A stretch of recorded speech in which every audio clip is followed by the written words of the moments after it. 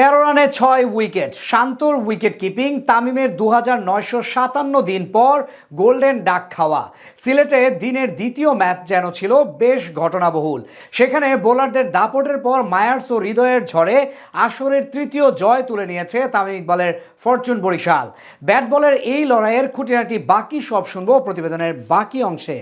13 রানের ব্যবধানে শেষ হয়ে গেল সিলেটের সব স্বপ্ন, হারালো 6টি উইকেট। ঘরের মাটিতে নিজেদের দর্শকদের সামনে যেন লজ্জায় মুখ ঢাকতে হলো সিলেট স্ট্রাইকার্সকে। দুর্দান্ত শুরু পেলেও মাঝের ওভারে বরিশালের জাহানবাদ ও রিশাদ ঝড়ে লন্ডভন্ড হয়ে গেল জাকিরদের নিয়ে গড়া ব্যাটিং লাইন আপ। মাত্র 125 রানেই শেষ হয়ে গেল সিলেটের ব্যাটিং ইনিংসের শুরুতেই টস জিতে ফিল্ডিং নিয়ে দিনের সবচেয়ে বড় চমকটা দেয় বরিশালের অধিনায়ক তামিম ইকবাল খান। আগের ম্যাচে না খেলা শান্তকে এই ম্যাচে নিলেন ঠিকই, তবে সেটা অবশ্য উইকেট কিপার হিসেবে। দলে জায়গা পাওয়ার জন্য কত কিছুই না করতে হচ্ছে বাংলাদেশ দলের এই অধিনায়ককে। এদিকে টস জিতে বরিশালের শুরুটা হয় একেবারে টপ নচ। আগের ম্যাচে অসাধারণ ব্যাটিং করা রনি তালুকদারকে রানের খাতাই খুলতে দেননি কাইল মায়ার্স। তার স্লোয়ার বলে তামিমের কাছে ক্যাচ তুলে দেন রনি, তবে হাকিম কর্নেল দেখাতে থাকেন নিজের জাদু। শাহিন শাহ আফ্রিদিকে এক ওভারই হাঁকান 3-4। যদিও সেই শাহিনের বলেই কাটা পড়েন কর্নওয়াল। এখানেও জাদু দেখিয়েছে স্লোয়ার এক বল। 2 উইকেট হারালেও জর্জ মানসে এসে পাল্টা আক্রমণ শুরু করে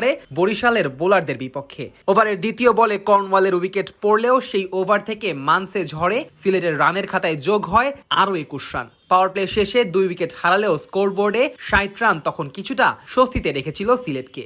যদিও নবম ওভার থেকেই বদলে যায় খেলার পুরো চিত্রপট। দলের রান তখন 76, উইকেট মাত্র 2টি। সেখান থেকে তাসের ঘরের মতো ভাঙতে শুরু করে সিলেটের ব্যাটিং লাইন আপ। জাহানদাদ ও রিশাদ মিলে তছনছ করে ফেলে সিলেটের ব্যাটারদের। দুজনে মিলে একে একে বিদায় করে George Munsey, Aaron Jones, Zakir Hasan ও জাকের আলী অনিককে। তানজিম সাকিব, রুয়েল মিয়ারা ও টেলেন্ডার হয়ে কিছুই করতে পারেনি।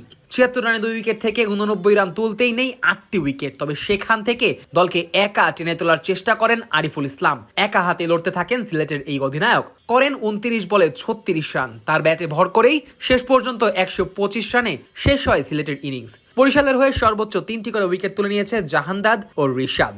জবাবে ব্যাট করতে নেমে নিজের চিরচেনা রূপে ফেরত এসেছেন তাওহিদ হৃদয়। সিলেটের বোলারদের কাঁদিয়ে ছেড়েছেন এই তারকা। সেই সাথে যোগ দেন কাইল মায়ার্সও। শুরুতে ধীরে শুরু করলেও তার ব্যাটিং তাণ্ডবে শেষ দিকে দিশেহারা হয়ে যায় সাকিব আল আমিনরা। যদিও ইনিংসের শুরুর গল্পটা লিখেছিল সিলেটের বোলাররাই। প্রথম বলেই গোল্ডেন ডাক খেয়ে বিদায় নেন তামিম ইকবাল। 2957 দিন পর বিপিএল এ গোল্ডেন ডাক খেয়ে বিদায় নিতে হয় দেশ সেরা এই ব্যাটারকে। 1-4 মেরে নিজের উইকেটটা বিলিয়ে দিয়ে আসেন নাজমুল হোসেন শান্ত।